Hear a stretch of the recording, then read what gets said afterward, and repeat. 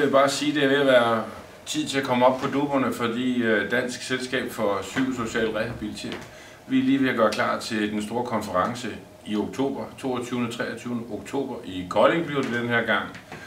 Og vores hovedoverskrift bliver Recovery. Måske vi har sejret af helvede til, hvis vi alle sammen går og siger Recovery, hvor bliver det så af? Hvorfor lever det ikke noget mere intens derude? Hvorfor får vi ikke nogle organisationer, som definerer sig helt og aldeles til en recovery-orienteret tilgang til at arbejde med mennesker, der har psykiske lidelser? Så vi har valgt at tage fokus på de forskellige tilgange. Vi har folk fra jobcentre, vi har folk fra det sociale, fra kommunerne, fra regionerne. Vi har folk med brugerbaggrund, som kommer så sammen med Peter Lund Madsen og diskuterer, hvad sker der på det her område. Peter vil tage fat i hele salen med sin egen forståelse af den her tilgang til det, så jeg glæder mig meget til at sige velkommen til Peter Lund Madsen.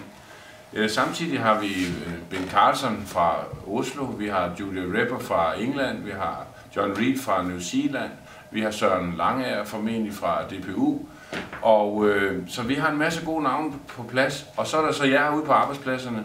Hold øje med vores mulighed til jer for at komme og være med til at lave Speakers Corner. Den 22. oktober om eftermiddagen vil vi gerne have en 16 Speakers Corner fyldt med kvalitet ud fra jeres arbejdspladser.